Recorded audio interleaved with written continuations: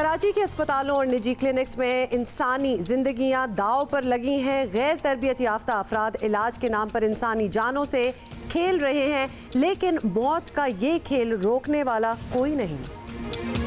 खैबर पख्तूनख्वा में सदादे पोलियो मुहिम को नाकाम बनाने की साजिश, अफवाहें फैलाई गईं, बच्चों को बीमारी का झूठा ड्रामा रचाने की वीडियो सामने आ गई। ऐसे हालात में पोलियो फ्री पाकिस्तान का ख्वाब पूरा हो नामुमकिन है।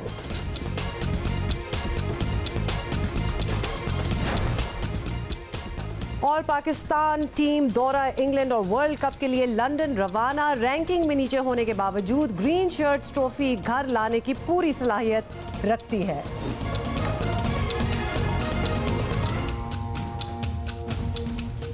ग्रीन शर्ट सर्टनली ट्रॉफी घर लाने की पूरी सलाहियत रखती है। होपफुली हालात ने भी हमारा साथ दिया और हमारी परफॉर्मेंस अच्छी रही और सब कुछ ठीक हो गया तो क्या ही बात है। मतलब बहुत सी आपने वैसे कंडीशंस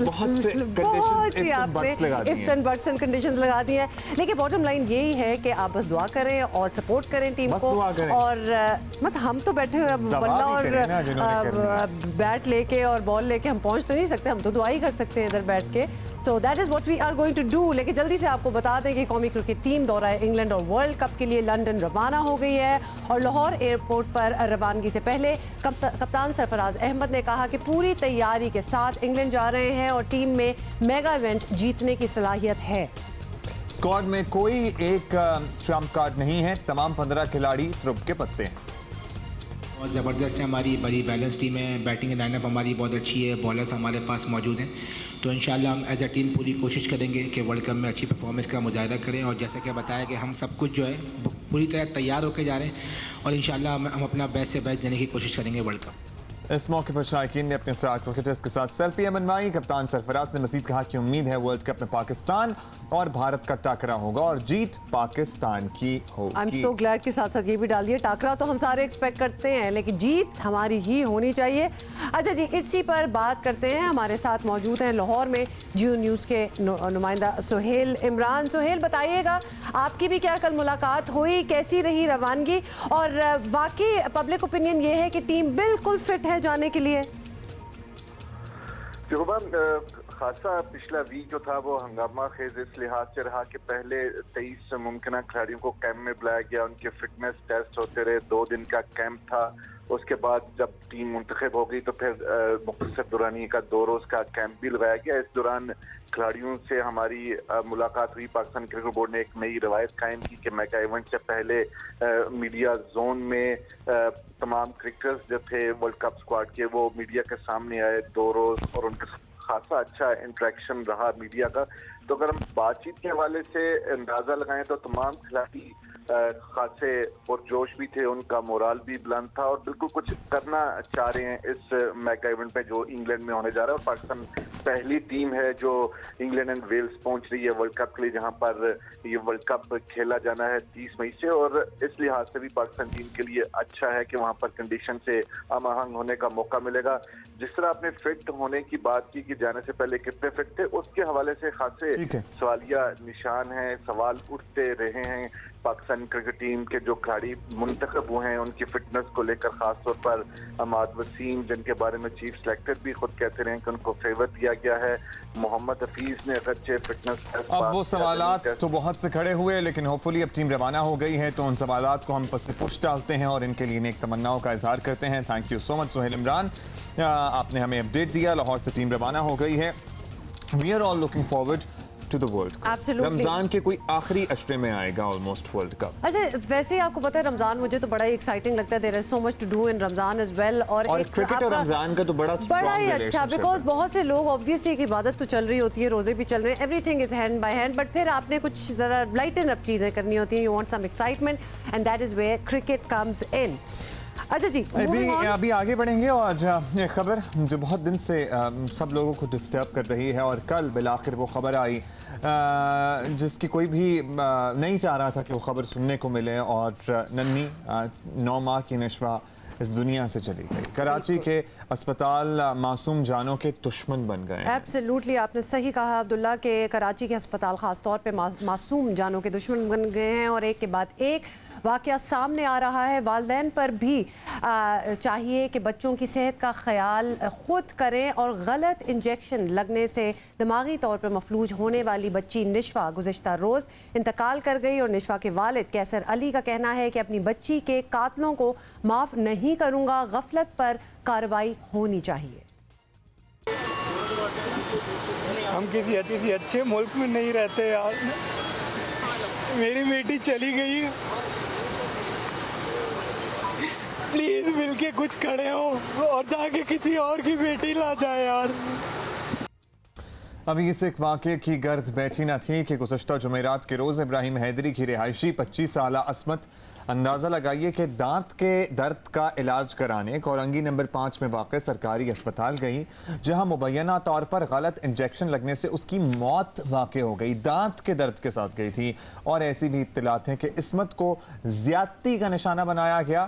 दूसरी जानिब कराची के इलाके कोरंगी बिलाल कॉलोनी में गलत इंजेक्शन लगने से 4 साला रजिया जिंदगी की बाजी हार गई। हुआ था और कुछ भी नहीं हुआ, कल उसने इंजेक्शन लगाया, उसके सामने ले गया, बहुत हो गया।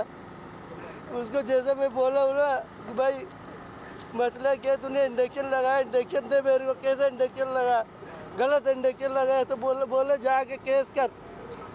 जो इसी पे हम बात करते हैं, मशीर इत्तलात मुर्तज़ा वहाब हमारे साथ मौजूद हैं। मुर्तज़ा, शुक्रिया आपने वक्त दिया। मुर्तज़ा, हम बहुत से ऐसे वाक़यात की मुतअद्दिद बार आपसे गुफ्तगू कर चुके हैं, लेकिन अलमिया के ऐसे वाक़यात थमने का नाम नहीं लेते हैं। ऐसा लगता है कि हमारे बच्चे जो इस शहर में बसते हैं उनकी जान इतनी सस्ती हो गई है कि कभी कोई पुलिस की गोली आके उन्हें लग जाती है, कभी अस्पताल में गलत इंजेक्शन। अब्दुल्ला, आप दुरुस्त फरमा रहे हैं और मैंने आपको गुजारिश की थी 3 रोज पहले, जब मैं लास्ट आपको मैंने बीफर दिया था कि चीफ मिनिस्टर साहब ने सिंध हेल्थ केयर कमीशन को कहा है कि इसकी जामी इंक्वायरी करके एक रिपोर्ट चीफ मिनिस्टर साहब को दें, जिसके ऊपर रिकमेंडेशंस के ऊपर फिर सिंध गवर्नमेंट कार्रवाई करेगी। हेल्थ केयर कमीशन से जो लास्ट राब्ता हमारा कल हुआ था, तो एक्सपेक्टेड है कि आज दोपहर 12 साढ़े 12 बजे तक वो रिपोर्ट सिंध गवर्नमेंट को भेज देंगे। इंशाल्लाह रिपोर्ट की रोशनी में फैसला किया जाएगा और सख्त फैसले अब किए जाएंगे। बहुत हो गया कि इस तरह के वाक़यात अब रुकने का नाम नहीं ले रहे। अब हमें कुछ एग्जाम्पल सेट करने होंगे ताकि और किसी के साथ इस तरह का वाक़या। अच्छा मुर्तज़ा, डॉक्टरों की मुअत्तली और नर्सों की मुअत्तली, इससे मुझे लगता है अब बात नहीं बनेगी। ये अस्पताल जो है ना, ये बंद होने चाहिए। अब बहुत हो गया, it's too much now. Abdullah, आप सही फरमा रहे हैं, इसीलिए मैंने आपको बताया कि ये जो रिपोर्ट है, उस रिपोर्ट के बेसिस के ऊपर जो पुलिस की कार्रवाई है, जो क्रिमिनल केस फाइल किया जाता है, उसी को देखा जाएगा किस तरीके से क्रिमिनल नेग्लिजेंस प्रूव होती है और उसको आगे लेके जाएं, ताकि जिस किसी ने भी जिम्मेदारी आयद होती है उसके ऊपर, उसके खिलाफ कार्रवाई की जाए, ताकि हम सही प्रेसिडेंट अपने मुआशरे में कायम कर सकें। मुर्तज़ा, एक और खबर जिसके बारे में अभी हमने जिक्र भी की है, एक और सरकारी अस्पताल कराची की बात हो रही है, जहां एक 25 साला लड़की गई है दांत के दर्द के साथ और अलेजिडली उसका रेप हुआ है और फिर उसको एक इंजेक्शन लगा के कत्ल कर दिया गया है। बहुत ही खौफनाक किस्म की, मतलब गलत इंजेक्शंस पे छोटी छोटी बच्चियों का, निशवा की हमने जिक्र किया है। अब ये मतलब कोई भी जाए, किसी भी हेल्थ इशू के लिए जाए, तो सामने किस किस्म के डॉक्टर्स बैठे हुए हैं। पहले ज़रा ये आप एक्सप्लेन कर दें कि थोरो चेकअप और ये उनका बैकग्राउंड चेक किए, डॉक्टर्स आ कहाँ से रहे हैं, क्वालिफाइड भी हैं कि नहीं है, हो क्या रहा है इधर? ये जो दूसरा आपने केस का जिक्र किया कोरंगी के हॉस्पिटल का, उसकी भी एक इन्वेस्टिगेशन इस वक्त चल रही है, जिसकी बेसिस के ऊपर फिर कार्रवाई की जाएगी। कल मैं जो कंसर्न उसके एसएसपी हैं, उनसे मेरी बात हुई थी कि क्या क्या कार्रवाई की गई है। कुछ गिरफ्तारियां इस वक्त अमल में लाई गई हैं, कुछ और होना बाकी हैं, बट इसकी इन्वेस्टिगेशन चल रही है कि आया ये केस रेप का है या नहीं है। और दूसरा जो मेडिकल नेग्लिजेंस वाला एस्पेक्ट है, उसको भी चेक किया जा रहा है। और अगेन आई एश्योर यू कि चीफ मिनिस्टर साहब बड़े क्लियर हैं कि जो चीज प्रूव होगी इंशाल्लाह उसके खिलाफ कार्रवाई। अच्छा, ये इंक्वायरियों का बार बार तस्करा कर रहे हैं, कब तक हमें कोई कॉन्क्रीट बात जो है ना वो सामने आ जाएगी? हमारे ये इंक्वायरियां कब खत्म हो जाएंगी? व्हाट शुड वी एक्सपेक्ट कि हाँ भाई 1-2 दिन बाद, 1 हफ्ते बाद हमें पता लग जाएगा ये हुआ, ये कार्रवाई हो गई? बिकॉज अमल के मामले में भी बहुत डिले हुई चीजें। अब्दुल्ला, दारुल सेहत के ऊपर तो मैंने आपको बता दिया कि आज इंशाल्लाह दोपहर तक वो रिपोर्ट आ जाएगी। रिपोर्ट के बाद रिपोर्ट की रोशनी में फैसला किया जाएगा। लेकिन ये अमल केस को इसके साथ प्लीज लिंक ना करें। अमल का केस एक डिफरेंट था, उसके अंदर डिफरेंट चीज हुई थी, एक डिफरेंट चीज है। मैं समझता हूँ दोनों चीजों को अगर मिक्स करेंगे तो हम कभी भी चीज को रिजॉल्व नहीं कर पाएंगे। अमल पुलिस की तरफ से गलत कार्रवाई हम सर इम्प्लीमेंटेशन की बात करते हैं ना, इंक्वायरियों और इम्प्लीमेंटेशन की बात कर रहे थे, इसलिए फिर हम कैपेसिटी पे कंपैरिजन करते हैं। अब्दुल्ला, अमल केस के अंदर इंक्वायरी जो है वो सुप्रीम कोर्ट ने कराई थी और सुप्रीम कोर्ट के पास वो मामला था। ये सवाल मैं समझता हूँ इसका अगर आपको दुरुस्त जवाब चाहिए तो सुप्रीम कोर्ट से भी आपको पूछना चाहिए कि उन्होंने क्या कार्रवाई की। अच्छा मुर्तजा, ये भी बता दीजिएगा कि बाय लॉ मैक्सिमम कार्रवाई जो इन्वेस्टिगेशन है वो क्या हो सकती है? हॉस्पिटल के डॉक्टर्स पे, क्लर्क्स पे, मैनेजमेंट पे क्या किया जा सकता है? देखिए हुमा, इसमें दो चीजें होती हैं। पहली चीज तो ये है जो हेल्थ केयर कमीशन रिपोर्ट देगा वो देगा कि हॉस्पिटल के अंदर क्या क्या खामियां हैं, क्या क्या इशूज हैं जिनको एड्रेस करने की जरूरत है, जो कि एक सिविल लेवल पे चीजें होती हैं। दूसरा इसका एस्पेक्ट है कि एक बच्ची की जान गई है तो ये क्रिमिनलिटी भी इसके अंदर, इसके ऊपर एक क्रिमिनल केस लॉन्च हो सकता है जिसकी एफआईआर कट सकती है। और एफआईआर के अंदर जिन जिन लोगों के ऊपर ये जिम्मेदारी आयद होती है उस हॉस्पिटल को चलाने की, उस हॉस्पिटल को मैनेज करने की, जिनकी नेग्लिजेंस के साथ लेट से ये काम हुआ है, उन सब के खिलाफ ये फौजदारी मुकदमा कायम हो सकता है। ठीक है, शुक्रिया आपका मुर्तज़ा। हमें अपडेट कर रहे थे, बात कर रहे थे हमसे इस मौजूद पर। कह रहे थे कि दारू सेहत वाला जो मामला है उसमें तो आज दोपहर तक रिपोर्ट फाइनल आ जाएगी, उसके बाद कार्रवाई की जाएगी। हम कल इस पर बात करेंगे कि रिपोर्ट क्या आई और क्या कार्रवाई की। छोड़ेंगे नहीं हम ये टॉपिक, बिकॉज ये लिटरली हम सारों की ज़िंदगियों, हम सारों के बच्चों की ज़िंदगियों का सवाल है। मज़ीद इस पर बात करते हैं। पाकिस्तान मेडिकल एसोसिएशन सिंध के general secretary doctor Abdul Ghafoor Shoro हमारे साथ हैं। बहुत बहुत शुक्रिया हमें ज्वाइन करने का। डॉक्टर साहब, ये बताइएगा कि कराची में डॉक्टरों की गफलत से हलाकतों के वाक़यात बढ़ते चले जा रहे हैं। हमने पूरी एक अभी डिटेल दी है, क्या अब भी PMA डॉक्टरों की हिमायत में ही खड़ी होगी? PMA में पेशेंट फ्रेंडली ऑर्गेनाइजेशन है। उसको पहले जो है पेशेंट्स के जो हुकूक हैं उनके बारे में फ़िक्रमंद रहती है, वो हमेशा पेशेंट्स का साथ देती रहती है। उसके बाद जो डॉक्टर्स के राइट्स हैं उनके बारे में भी अपना मौक़िफ़ हमेशा उसूली मौक़िफ़ जो है उसी पे काम करती रहती है। हमने कभी भी किसी डॉक्टर को या किसी भी ऐसे हेल्थ केयर प्रोवाइडर को सपोर्ट नहीं किया है जो किसी भी तरह से नेग्लिजेंस में या अपने जो काम है उसमें कोताही बरतेगा, तो उसको हमको कभी थैंक यू। आपका हमारे साथ मौजूद थे पाकिस्तान मेडिकल एसोसिएशन सिंध के general secretary doctor Abdul Ghafoor Shoro. Let's see कि क्या कार्रवाई करती हैं मुख्तलिफ तंजीमें जो कि डॉक्टरों और उनके मुताबिक मरीजों दोनों के हकूक़ का ख्याल करती हैं। पीडियाट्रिशियन हमारे साथ एक बिल्कुल जी, कल हमने आपसे वादा भी किया था, हम सारे ही बड़े घबरा गए थे ये सारी खबरें जो आजकल अस्पतालों से निकल रही हैं। और पीडियाट्रिशियन का हमने आपसे वादा किया था कि उनसे पूछेंगे कि अगर बच्चे बीमार हो तो फर्स्ट एड या क्या आप घर तक कर सकते हैं और फिर क्या सवालात आपको पूछने चाहिए। डॉक्टर से भी डॉक्टर सदफ सलात हमें ज्वाइन किया। Doctor Sadaf, thank you so much for joining us. Doctor Sadaf, सारे किस्से आपने सुने। 9 महीने के बच्चे को इतने स्ट्रॉन्ग ड्रग्स लगाए जा रहे हैं, तरीक़ेकार ऑफ है, ये स्टैंडर्ड ऑपरेटिंग प्रोसीजर होता है। दिस इज़ हाउ डॉक्टर्स यहाँ पे अस्पतालों में लेके जाते हैं। तो छोटा बच्चा हो या बड़े लोग हो, प्रोसीजर एक ही है? नहीं, प्रोसीजर्स डिफरेंट है। ख़ास तौर पे पीड्स के बच्चों के लिए हमारे पास अलग से गाइडलाइंस होती हैं जो एज के हिसाब से, वेट के हिसाब से। 9 महीने का बच्चा अगर 3 kg वेट है तो उसको उस वेट के हिसाब से नहीं दिया जाता। हर चीज़ की गाइडलाइंस हैं, बहुत सारी चीज़ें रिसर्च के ऊपर बेस्ड होती हैं। किस बच्चे को या किस पेशेंट को कितनी हद तक मेडिसिन देनी है, किस हद तक उसको ट्रीट करना है, ये डॉक्टर डिसाइड करता है। जो ट्रीटमेंट इस बच्ची को दी गई है कोई अनयूजुअल ट्रीटमेंट नहीं थी। बच्ची को डिहाइड्रेशन था, सिवियर उसको पोटेशियम की कमी थी और डॉक्टर ने बिल्कुल प्रॉपर डोज के साथ उसको ट्रीटमेंट दी थी। प्रॉपर पीडियाट्रिशियन ने उसको देख के डोज उसको कैलकुलेट करके दिया। देखिए, पहली बात तो ये है कि ये हॉस्पिटल या बच्चा, जब भी कोई पेशेंट हमारे पास एडमिट होता है, पूरे हॉस्पिटल की मैनेजमेंट होती है। एक डॉक्टर और पेशेंट का रिलेशन नहीं होता, उसमें स्टाफ, आपका MS, आपका एडमिनिस्ट्रेशन, सारी चीजें। मुझे जरा कंफ्यूजन हो गई है यहाँ पे कि ये जो इंजेक्शन जो कि अपेरेंटली निशवा के वाले साहब कहते हैं कि 400 ml की ड्रिप के जरिए लगाना चाहिए था। बिल्कुल एग्जैक्ट डोज था 400 ml के अंदर 4 cc या 6 cc ड्रिप में देना था ना, वो ड्रिप में नहीं दिया। तो बेसिकली डॉक्टर, देखिए मैं वही बता रही हूँ कि डॉक्टर ने प्रॉपर ट्रीटमेंट दिया। हम बाकायदा ट्रीटमेंट शीट पर चीज़ें लिखते हैं कि 400 ml में आप 4 MEQ या 6 MEQ KCl डाल सकते हैं, इट्स नॉर्मल। 2 MEQ पर केजी के हिसाब से बच्चे का मतलब उतना देना है। तो यानी डोजेज और मेडिकेशन वाज नॉर्मल, बहुत एक ठीक था, बट जो देने वाला था ना उसने थोड़ी सी मिसअंडरस्टैंडिंग हो गई। उसको भी ड्रिप में ही डालना था बेसिकली, मगर उसके साथ उसने जो दूसरा इंजेक्शन बनाया था फ्लैजिल था, वो उसने KCl की जगह फ्लैजिल की जगह KCl डाल दिया। मतलब ये तो it was a criminal negligence हो गई। देखिए somebody has to be really cautious when it comes to kids. और not for kids, for every patient. If you are a doctor, बड़ा तो शायद बर्दाश्त कर ले, लेकिन वो भी नहीं करता। देखिए KCl is IV KCl is used for suicidal attempt.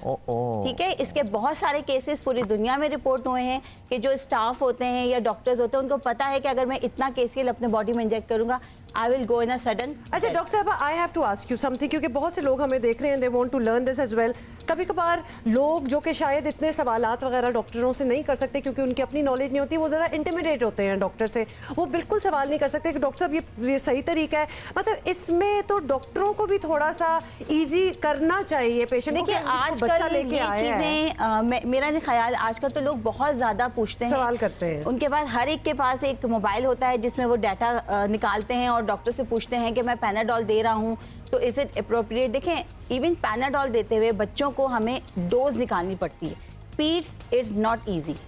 एक बड़े को ट्रीट करना या एक पीड्स को ट्रीट करना थोड़ा सा मुश्किल है, पीडियाट्रिशियन ही बच्चों को ट्रीट की। लेकिन apparently in this case doctor ने तो सही दवाई दी थी, ये आगे जो उसको लगाया गया वो दवाई जिस तरह उसको किसी को ब्लेम करना, देखिए ये it was a criminal act. हम भी इसी फील्ड में हैं, बहुत सारी चीज़ें हाईलाइट नहीं भी होती, ये तो हाईलाइट हो गई, ठीक है। बहुत सारी चीजें हाईलाइट नहीं होती, बच्चे मर जाते हैं, बाद में पता चलता है कि दैट वाज द रीजन क्या था।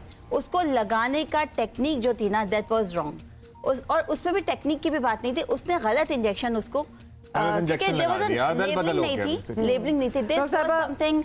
आप समझ लें कि lack of knowledge, lack of technique या carelessness. Now this is what we were talking about. बहुत बहुत शुक्रिया doctor here and talking to us about it कि ये लैक ऑफ नॉलेज, केयरलेसनेस किसी की जान ले गई, किसी की दुनिया हो जड़ गई। एम्प्लॉय करते हैं खास तौर पे, या जहां आप literally medical aid, first aid की बात आ जाती है, हॉस्पिटल्स की बात आ जाती है, you have to be careful कि आप किसको एम्प्लॉय कर रहे हैं। आजकल तो डॉक्टरों का भी नहीं पता होता बहुत दफ़ा, obviously they are not fully qualified, और भी बड़ी इश्यूज हैं इस हवाले से। तो इसका बैकग्राउंड चेक होना और इनकी सलाहियत है इनमें या नहीं है, ये चेक होना बहुत ज़रूरी है। जी जल्दी से, टाइम बहुत। लॉ बनाना चाहिए, हर एक को लॉ में आना चाहिए, डॉक्टर्स को, स्टाफ को, इवन आप जो भी हॉस्पिटल में काम करते हैं उसका चेक एंड बैलेंस होना चाहिए। There you go, जबरदस्त doctor Sadaf, thank you very much. ठीक, और मासूम बच्ची निशवा के अस्पताल के अमले की लापरवाही के नतीजे में जो मौत हुई सभी को दुखी कर गई है। सोशल मीडिया कल भरा पड़ा था, सब लोगों ने ट्वीट्स किए, अपने स्टेटस लिखे और अपने दुख का, गम का इजहार किया, वीडियोस बनाई। अली रहमान खान की भी ये ट्वीट सामने आई जिसमें उन्होंने कहा कि इमरान खान साहब को मुखातिब करते हुए कि अब वक्त आ गया है कि इन चीज़ों को रोका जाए, इन चीज़ों की रोकथाम के लिए बंदोबस्त किया जाए। इसके अलावा भी बहुत से सेलिब्रिटीज़ हैं जो मैदान में आए। मारूफ गुलकार जुल्फी ने भी इस मौजू पर बात करते हुए कहा कि अस्पताल में लोग अपने और अपने अजीज़ों की जान बचाने के लिए आते हैं, ऐसे में अस्पताल का अमला इतनी गफलत और गैर जिम्मेदारी का मुजाहरा कैसे कर सकता है। हमारे माशरे को इज्तिमाई तौर पर डॉक्टर्स और अमले की तरबियत से मुताल्लिक संजीदा इक़दाम करने की ज़रूरत है। एग्जैक्टली समथिंग जो कि हम बहुत अरसे से इस बारे में बात कर रहे हैं। ये तो निशवा की तो एक बिल्कुल एक्सट्रीम केस हो गया, लेकिन हर किसी के पास कोई ना कोई डॉक्टर का कोई एक्सपीरियंस ज़रूर है जहाँ गलत मेडिकेशन, गलत डोजेज या कुछ ना कुछ ऑफ ज़रूर हुआ हो। सवाल ज़रूर करें जब भी आप अपने बच्चों का ट्रीटमेंट करा रहे हों। एक और खबर जिससे हम खासा परेशान और हैरान भी हुए कि आज भी हमारे ज़माने में, आज भी 2019 में बैठ के ऐसी हरकतें की जा रही हैं, की जा रही है। क्या नहीं किया जा रहा है, हैरानगी तो इसी बात पे होती है कि people have so not moved on. आपको जरा एक किस्सा बताते हैं कि पोलियो के कतरे पिलवाने से इनकारी अफराद ने पेशावर के अस्पताल पर हमला कर दिया और बहाना ये बनाया कि वैक्सीनेशन से बच्चों की तबीयत बिगड़ी।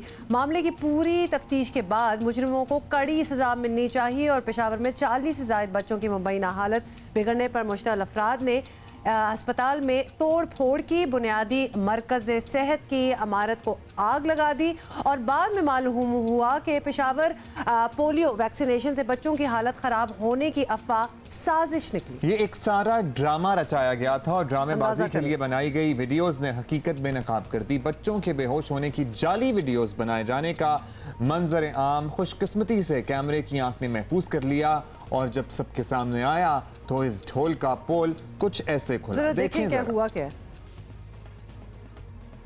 हम नहीं डालते हो तो हमें पकड़ता है और अगर डाले तो ये हाल होता है। ये सारे बेहोश पड़े, ये सारे बेहोश पड़े। देखो अगर हम नहीं डालते तो ये बेहोश, डालेंगे तो ये बेहोश हो जाता है। अगर नहीं डालते तो पुलिस वाले पकड़ते हैं, हमें ले जाता है। आप बोलिए नहीं डालते।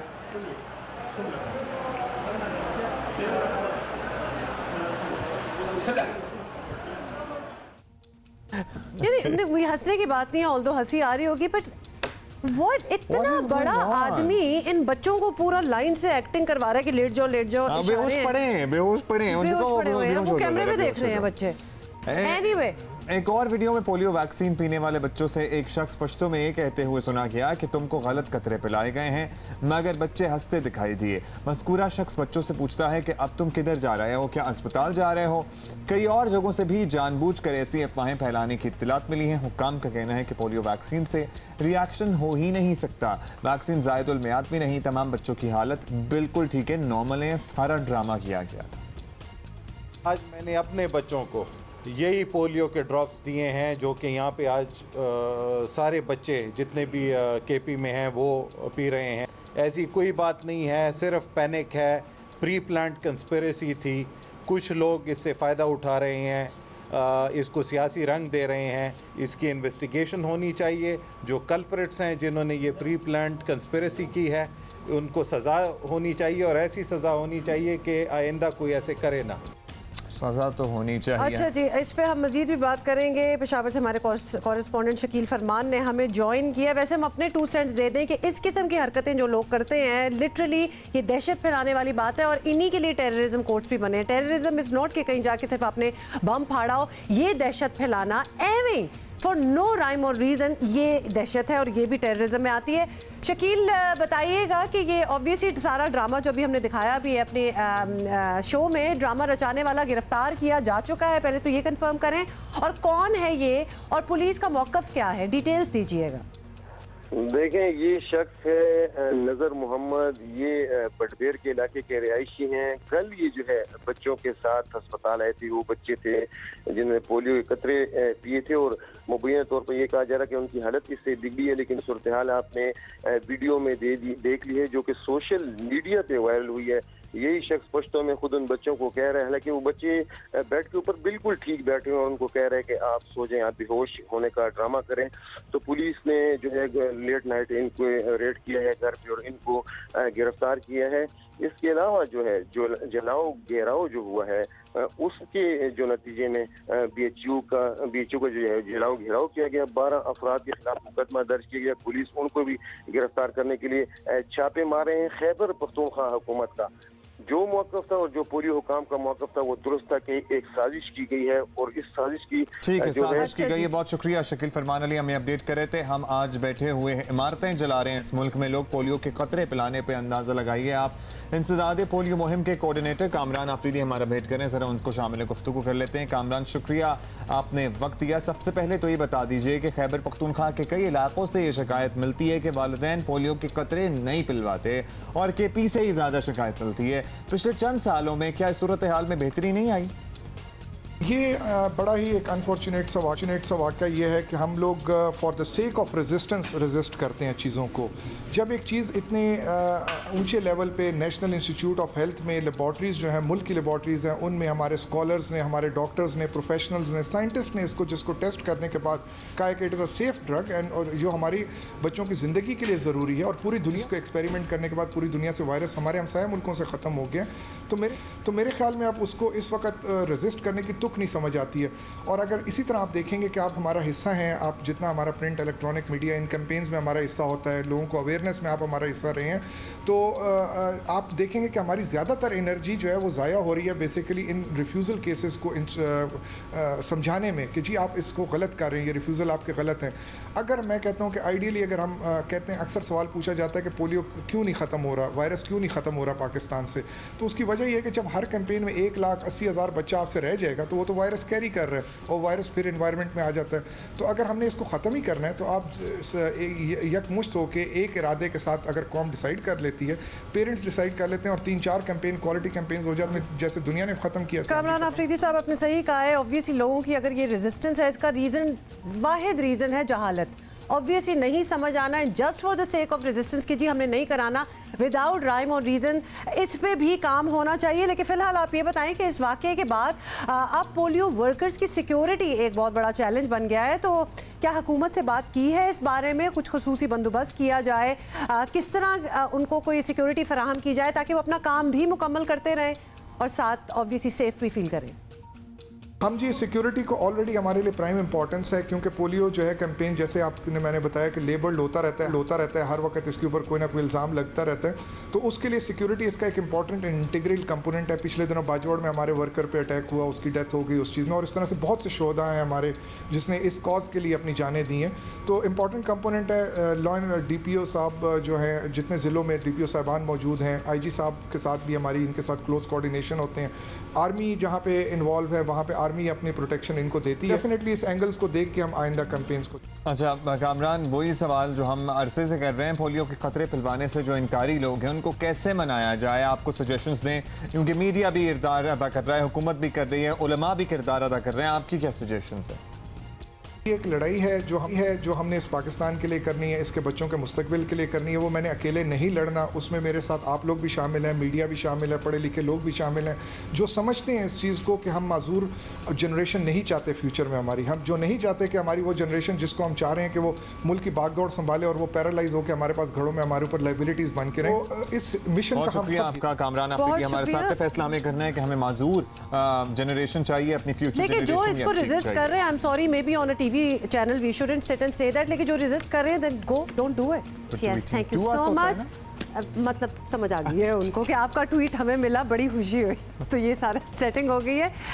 And yes, thank you so much for your opinion, because literally you are very right कि मुझे भी वो सारी जो हम स्टोरीज कर रहे थे about medical practices in Pakistan और ख़ासतौर पे कराची की recent incidents, I am so glad to know कि आप लोगों को भी उतना ही जिसको गुस्सा और गम और ये सब कुछ आप लोग फील कर रहे हैं, क्योंकि ये फील करेंगे तो शायद we'll all be able to make और एक और बात जो डॉक्टर साहब ने की कि हमारे यहाँ जाहिर है उनका तो प्रोफेशन है, she deals with patients every day और अस्पतालों में देखती हैं, उन्होंने कहा ये केस तो रिपोर्ट हो गया।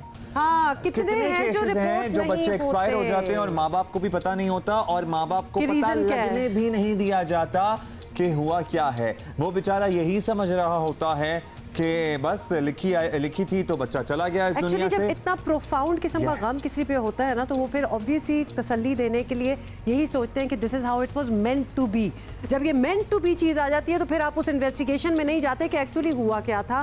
तो निश्मा के वालिद ने इन्वेस्टिगेट किया तो उन्हें पता लगा ना कि इंजेक्शन गलत लगाया, तो पता भी ना लगता कि किसी ने इंजेक्शन गलत लगाया है, उन्हें लगता बस बच्ची की हालत बिगड़ गई है। Anyhow you have to be really cautious when it comes to your kids और एनीबॉडीज किड्स। अभी हम आगे बढ़ेंगे और शामिल करेंगे दिस आज टॉप स्टोरीज।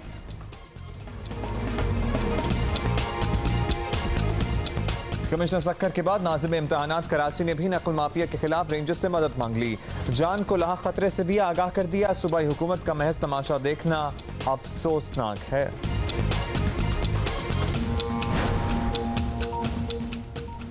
हुकूमती तर्जुमानों या वजीरों की बातें अपनी जगह, लेकिन हालात बता रहे हैं पंजाब में तब्दीली की हवा चलने को है। उस्मान बुज़दार की वजारत आला का चिराग भी शायद कुछ दिन का मेहमान है। और हम बताएंगे आपको गुजरावाला के नजदीकी कस्बे रहवाली की कुल्फी के बारे में, जहां सदर हों या वजीर आजम अपनी गाड़ियां रोक लेते हैं। Welcome back, good morning once again. भाई गुजरावाला के चिड़े तो बहुत मशहूर थे, गुजरावाला के चिड़े मशहूर है ना? हमने एक रिपोर्ट भी चलाई थी इसके बारे में, हमारे हमने जाके खाए भी हुए हैं, लेकिन ये कुल्फी का मुझे नहीं पता था। मैंने स्पेशली ट्रैवल किया हुआ है गुजरावाला जा चिड़े खाने के। ये फिर इस किस्म की चीजें इंक्लूडिंग द कुल्फी कहीं की मशहूर हो जाए ना तो फिर वो आपका इत्तेमाद वहाँ चला जाता है, and then you don't want कहीं और की। इसी तरह मेरे बचपन की एक कुल्फी जो मुझे याद है, चकवाल में जब हम जाते थे और ईद होती थी तो वो एक वो रेडी वाला कुल्फी लेके निकलता था और हम मतलब भागते थे। लिटरली मेरा ख्याल है कि उसकी रेडी की जो कुल्फी होती थी वो हमारी फैमिली में ही बट जाती थी। इट वाज सो ज्यादा लोग हैं माशाल्लाह माशाल्लाह, वो ह्यूज। क्या बात की आपने। अच्छा, पहले होते ही कजन्स बहुत ज्यादा थे, 12-13 तो नॉर्मल था, बहुत नॉर्मल, और उनका एक गाड़ी में फिट होना भी नॉर्मल था। हाँ हाँ, ये भी इस किस्म के भी बड़े किस्से हैं, कुछ तस्वीरें भी हैं कि लटके हुए ओवरफ्लो हो रहे हैं गाड़ी से। बट एनीवे, इस बारे में हम किसी और दिन बात करेंगे। अभी और बड़ी इंपॉर्टेंट बातें हैं, जैसे कि आपको बताएं कि कराची में इंटरमीडिएट इम्तहानात में बेलगाम नकल माफिया ने इंतज़ामिया को भी जो है वो डरा दिया है, और कंट्रोलर इम्तहानात ने रेंजर्स से मदद मांग ली है। कर लो बात, मतलब कि अब चीटिंग से रोकने के लिए रेंजर आएंगे। लेकिन दाल में बहुत कुछ काला है, और कराची बोर्ड के नाज़िम इम्तहानात ने डीजी रेंजर्स सिंध को ख़त में लिखा है कि नकल माफिया से मेरी जान को भी ख़तरा है, और इम्तहानी मराकज़ की तब्दीली मनपसंद लोगों को नकल कराने और एडवांस में कॉपियाँ देने और गुज़िश्ता इम्तहान में 0 नंबर वाले उम्मीदवारों को पास कराने का भी दबाव है। कुछ माफिया है जो मेरे पीछे मुसलसल लगा हुआ है कि मैं उनको एंटरटेन करूं, और मैंने एक लेटर जो है वो मैंने भिजवा दिया है, डीजी रेंजर्स को भी भेजा है, और अपने पास रेंजर्स से कुछ लोगों को बुला के दिया है, एमआई के भी डीजी को लिखा है। आप अंदाजा लगाइए, अभी आप रेंजर्स की मदद मांगने की बात कर रही थी, इससे कबल सक्खर के कमिश्नर भी नकल रुकवाने के लिए फौज की मदद मांग चुके हैं। वो कहते हैं कोई नहीं रोक सकता, ये वो लोग बन चुके हैं शायद फौज ही इनका कुछ कर सके। लेकिन अजीम सिद्दीकी का खत उस वक्त मंजर आम पर आया जब उन पर खुद भी नकल माफिया की सहूलतकारी का इल्ज़ाम लगा है। बच्चों के नताइज तब्दील करने के मास्टर प्लान की ऑडियो रिकॉर्डिंग मंजर आम पर आई है, जिसमें अजीम सिद्दीकी नकल माफिया के सरगना के तौर पर बात कर रहे हैं। जो तरीक़ेकार चलता हुआ आ रहा है, 40% में मीडिया भी है, 40% में नीचे एम्प्लॉयर जो काम करने वाले वो भी हैं, जो रोज़ का ख़र्चा है राइटरों का। अच्छा, काम होगा तो सिर्फ और सिर्फ उसमें कॉपीज़ में बस, और पेपर गुजर जाने के बाद एक कॉपी में भी काम नहीं होगा। जिस दिन जो पेपर है उसी दिन वो काम होगा, उसके बाद कोई काम नहीं होगा। ये इस बिहाफ पे काम उठाना है, काम की ग्रेड की गारंटी कोई नहीं देनी, बस अच्छे नंबर आ जाएंगे, ये कह के काम उठाना। तो मैक्सिमम हद देना हमारी वो है टोटल 2500 पर डे, 200 के हिसाब से 2500 बनता है, इससे ऊपर लिमिट क्रॉस नहीं करता। और आपको बता दें कि उन्होंने मुबैना तौर पर सूबाई मुशीर इत्तलात मुर्तज़ा वहाब के भी माफिया का हिस्सा होने की बात की है, और जिसकी मुर्तज़ा वहाब ने सख्ती से तरदीद भी की है। लेकिन सवाल ये है कि इस सारे मामले में सूबाई और शहरिया कहाँ गायब है? कहाँ गायब है?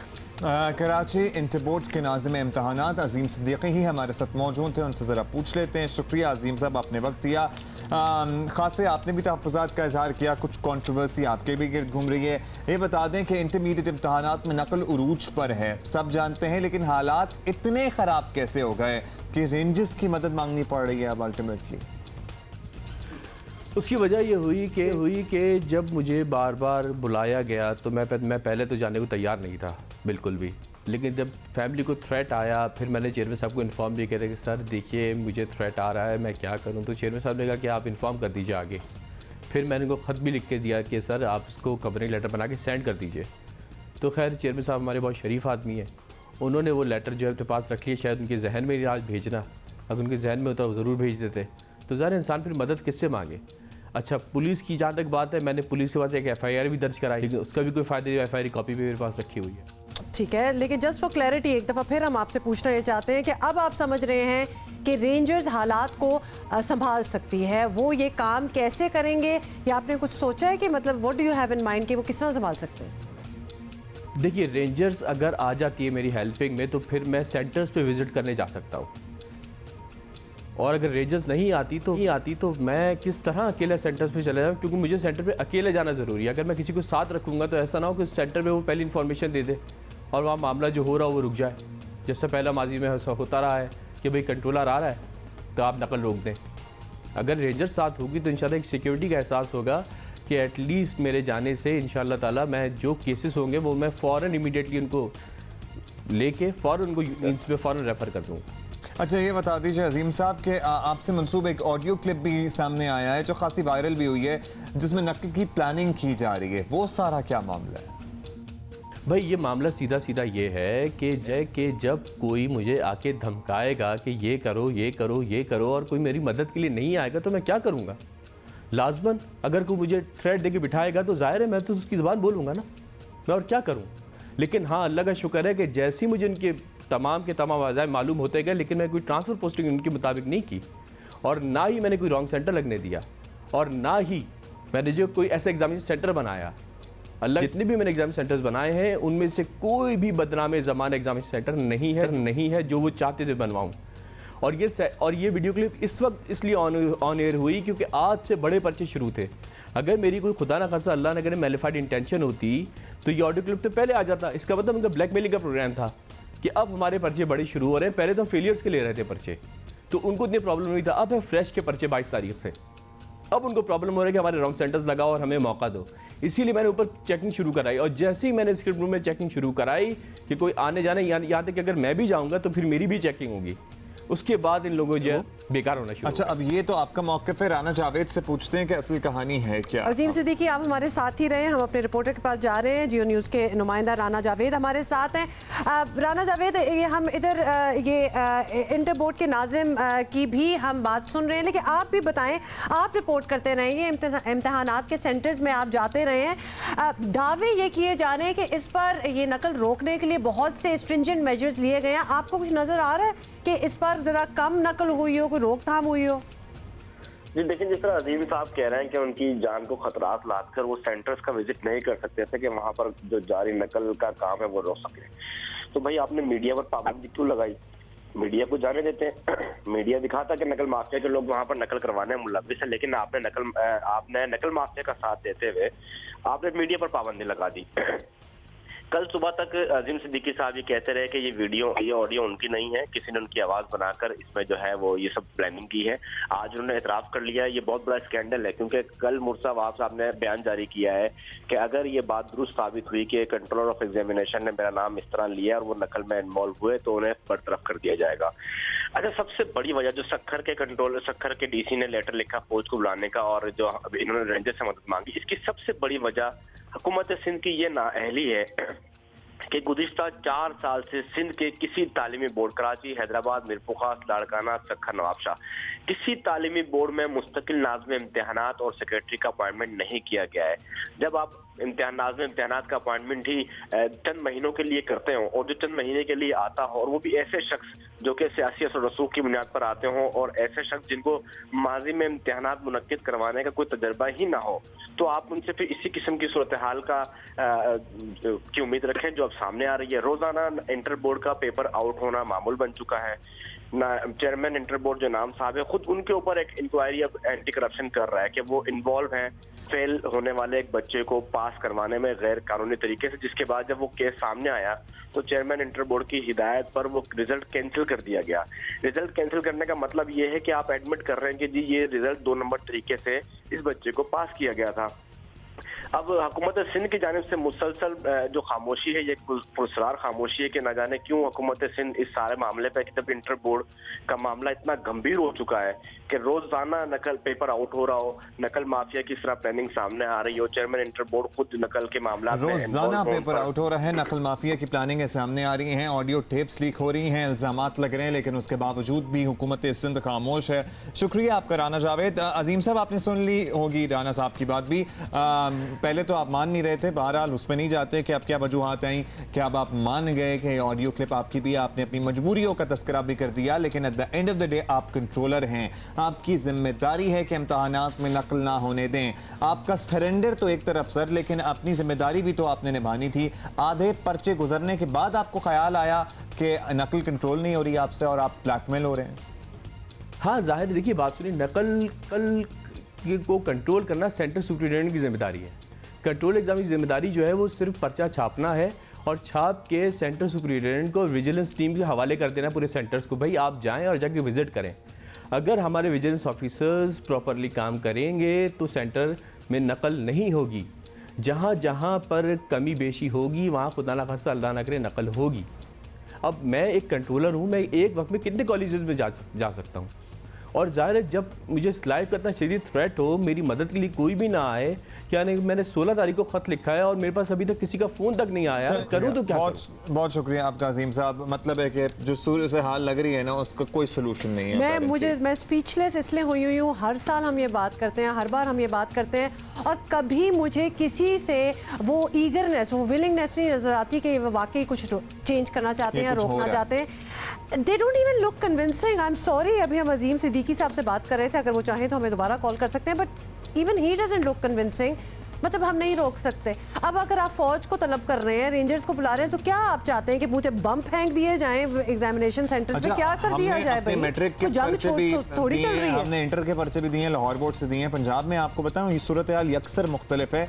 आप शायद स्कूल में चीटिंग कर सकते थे, आपने स्कूल में इधर उधर से कोई नहीं कर सकते पूछा हुआ है। आप बोर्ड के इम्तिहानात में तो एक MCQ नहीं पूछने की इजाजत होती थी, इतनी स्ट्रिक्ट विजिलेंस थी। इट वाज इम्पॉसिबल इन लाहौर कि आप कोई चीटिंग करके पास। सॉरी अब्दुल्ला, बॉटम लाइन ये है कि यहाँ विलिंगनेस नहीं है, यहाँ ये निजाम आप ठीक ही नहीं करना चाहते। हम जो है ना कूल डाउन करते हैं, और कूल डाउन होने के लिए हम क्या खाएंगे? कुल्फी खाएंगे। एक्चुअली नहीं खाएंगे, हम दिखाएंगे। ये और भी गुस्सा चढ़ने वाली कूल डाउन करने के लिए कुल्फी खाएंगे नहीं। अच्छा, गुजरावाला के नजदीक एक्चुअली एक गांव है रहवाली, यहाँ की कुल्फी बड़ी मशहूर है। क्यों मशहूर है जरा देखते हैं। कौन रिपोर्ट कर रहा है हमें? जी उस्मान खलील। GT रोड पे इस्लामाबाद से लाहौर जाते हुए राहवाली पहुंचते ही गाड़ियों की ब्रेक्स लग जाती हैं, क्योंकि यहाँ पहुंचने पर ही हर एक का दिल मचलता है यहाँ की खोए मलाई वाली कुल्फी खाने को। कुल्फी को तैयार करने के लिए दूध, बादाम, इलायची, काजू और खोए को मिक्स करने के बाद कुल्फी के सांचों में डालकर जदीद प्लांट में रखा जाता है। बस 20 मिनट में हो गई तैयार बच्चों बड़ों की पसंदीदा खोए मलाई वाली कुल्फी। राहवाली की ये कुल्फी मुल्क भर में मशहूर है। कुल्फी का टेस्ट बहुत मजे का है, और जब भी राहवाली में आते हैं तो ये कुल्फी जरूर खा के जाते हैं। लाहौर से आए हैं, बहुत अच्छी कुल्फी है, जब भी आते हैं स्पेशली यहाँ रुकते हैं, और वाकई फैंटास्टिक। हम रावलपिंडी से आ रहे हैं और हम जब भी यहाँ से गुजरते हैं और मस्ट हम यहाँ से ये कुल्फी खा के जाते हैं। बेसिकली हम यहाँ के लोकल हैं और अरसा तकरीबन 30-35 साल से हम भी जो है यहाँ पे कुल्फी खा रहे हैं। 3 वक्त के वज़ीर-ए-आज़म ऐसे हैं जो हमने खुद देखा है कि यहाँ पे खड़े होकर प्रोटोकॉल के साथ यहाँ पे खड़े होकर कुल्फी खा के यहाँ से गए हैं।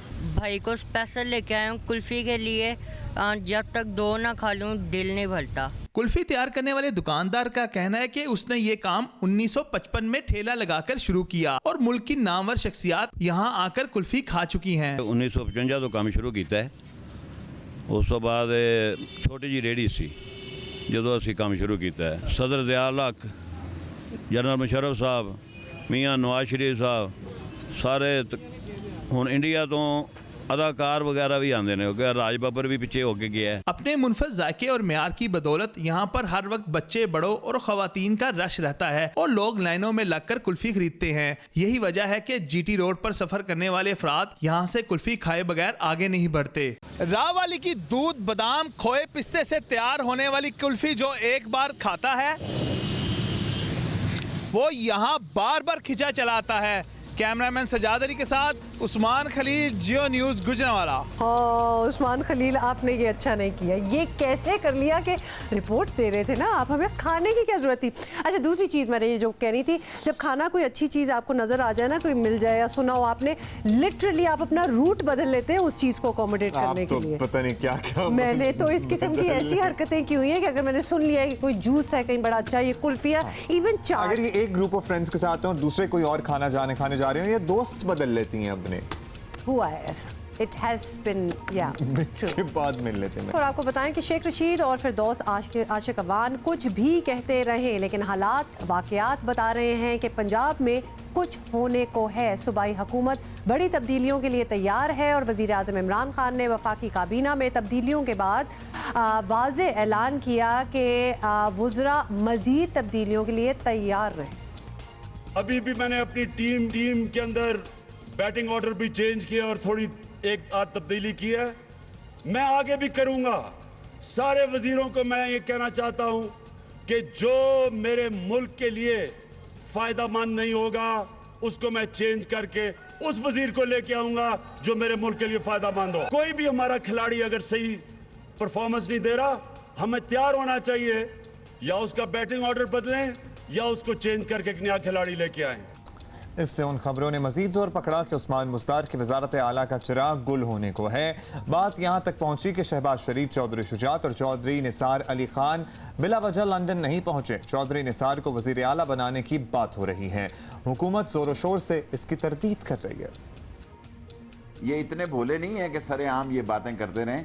मैं इमरान खान के साथ हूँ और मैं उसको जानता हूँ। उससे मैंने ये पूछा कल कि भाई ये क्या खबरें चल रही हैं। उसने कहा इसलिए कि उस्मान बुज़दार शरीफ आदमी है, उसको कबूल नहीं। कल क्या होता है गॉड नोज बेटर। ये ना हो कि मेरी क्लिप ही आप शहजाद दिखाते रहो। जो अफवाहें थी, जो हमारे मुखालफिन आए दिन वज़ीर आला पंजाब की गवर्नेंस के हवाले से, उनकी परफॉर्मेंस के हवाले से चहमगोइयाँ चल रही थी, उस्मान बुज़दार साहब के ऊपर उनके तमाम MPs ने इत्मीनान का इजहार करके उनको अपना वज़ीर आला के तौर पे इत्मीनान दिया। लेकिन हुकूमत की जानिब से इतनी पुरजोर तरदीद ने ही मामले को संजीदा बना दिया है। चौधरी शुजात ने भी इसकी तरदीद की है, लेकिन ये गलत नहीं है कि पंजाब में सब अच्छा नहीं है। पार्टी जो है under the leadership of Imran Khan मुत्तहिद है। बाकी आपस में इख्तलाफात हमारे हो सकते हैं, डिफरेंस ऑफ ओपिनियन जमहूरियत में होती है, कोई उसमें हर्ज नहीं है। लेकिन ये कहना कि हर चीज़ कंट्रोल जो है अपना जहांगीर तरीन ने ले लिया है, तो असी इतने आलू छोले बेचन नहीं आए। सर मैंने तो नहीं, ऐसी कोई बात नहीं, कोई किसी का कंट्रोल नहीं है। प्राइम मिनिस्टर पे सबका कॉन्फिडेंस है, प्राइम मिनिस्टर फैसले कर रहा है। ये भी हकीकत है कि इमरान खान के वसीम अकरम प्लस अभी तक एक गेंद भी अच्छी नहीं करा सके हैं। मुखालिफिन की विकेटें गिराना तो दूर की बात है, उनका अपना स्पेल ही खतरे में पड़ गया है। इसी पे बात कर लेते हैं। वज़ीर आला पंजाब के मुशीर ओन चौधरी साहब ने हमें ज्वाइन किया। बहुत बहुत शुक्रिया ओन, आपने हमें ज्वाइन किया। अभी तक पंजाब हुकूमत के नुमाइंदे बज़ाहिर एतमाद है कि सूबाई हुकूमत में ऐसी तब्दीलियाँ नहीं होंगी। उनको यही लग रहा है जैसी कि वफाक में हुई हैं। इस एतमाद की वजह क्या हो सकती है? क्योंकि वज़ीर आज़म तो कह चुके हैं कि अभी तब्दीलियों का सिलसिला जो है वो आगे भी चलेगा। बिस्मिल्लाहिर्रहमानिर्रहीम। शुक्रिया हुमायूं अब्दुल्ला, आपने मुझे इस करंट पॉलिटिकल सिचुएशन में बात करने का मौका दिया। देखें फ्यूचर में क्या होने जा रहा है इसके बारे में तो मैं कुछ कह नहीं सकता, लेकिन एक बात बड़ी क्लियर है कि हमारे प्राइम मिनिस्टर साहब की टीम में जो चाहे वो फेडरल कैबिनेट हो चाहे प्रोविंशियल कैबिनेट हो, इस टीम का हिस्सा, इस टीम के मेंबर वही लोग होंगे जो परफॉर्म करेंगे। चाहे कोई कितने भी करीब हो वज़ीर आज़म साहब के, अगर वो परफॉर्म नहीं तो वो इस टीम का हिस्सा नहीं रहेगा। अच्छा ऑन ये बताइएगा कि रिपोर्ट्स हैं कि गुज़श्ता हफ्ते के अख्ताम पर पंजाब हुकूमत से मुतल्लिका लोगों से मुलाकातों और इजलासों में वज़ीर आज़म ने कुछ वज़रा की कारकर्दगी पर क्वेश्चन मार्क लगाए हैं, सवालात उठाए हैं। तो क्या कारकर्दगी बेहतर बनाने के लिए कोई और डेडलाइन दी गई है या बस एक्शन होगा? जी as far as Punjab is concern, there is no doubt Punjab Pakistan का बहुत बड़ा सूबा है और प्राइम मिनिस्टर साहब is very much concern for Punjab, और वो बिल्कुल वज़ीर आला साहब को गाहे बगाहे अपनी उनकी मालूमात लेते रहते हैं। वज़रा की कारकर्दगी की इंफॉर्मेशन लेते हैं, जो वज़रा की चाहे वो नेगेटिव हो चाहे पॉजिटिव हो। एक अच्छी कोऑर्डिनेशन है प्राइम मिनिस्टर साहब की और CM साहब की, और CM साहब PM को इन्फॉर्म करते हैं और उसके ऊपर जो भी मालूमात, और he is very well informed. ये भी बताइएगा कि एक तरफ पहले ही वज़ीर आला बुज़दार के इख्तियारात पर सवाल उठते रहे हैं और दूसरी जानिब चौधरी सरवर के बयान बताते हैं कि ग्रुपिंग का मामला भी इस वक्त चल रहा है, खुला है। तो क्या हुकूमत की कारकर्दगी इख्तियारात की इस तकसीम से ख़राब नहीं होती? देखें हर जमहूरी पार्टी में डिफरेंस ऑफ ओपिनियन होता है और इख्तिलाफ राय तो जमहूरियत का हुस्न है। I wish Huma and Abdullah कि आप हमारी कोर मीटिंग्स का हिस्सा बने, आप आएँ हमारी कोर मीटिंग्स में, देखें कि हमारी जो यूथ है, हमारी जो यंग लीडरशिप है और जो सीनियर लीडरशिप है, वो अपने ख्यालात का खुल के इजहार करते हैं। हमारे प्राइम मिनिस्टर साहब जो पार्टी के चेयरमैन हैं, वो उनके तहफ़्फ़ुज़ात को, उनके ओपिनियन को बड़े खुले दिल से सुनते हैं।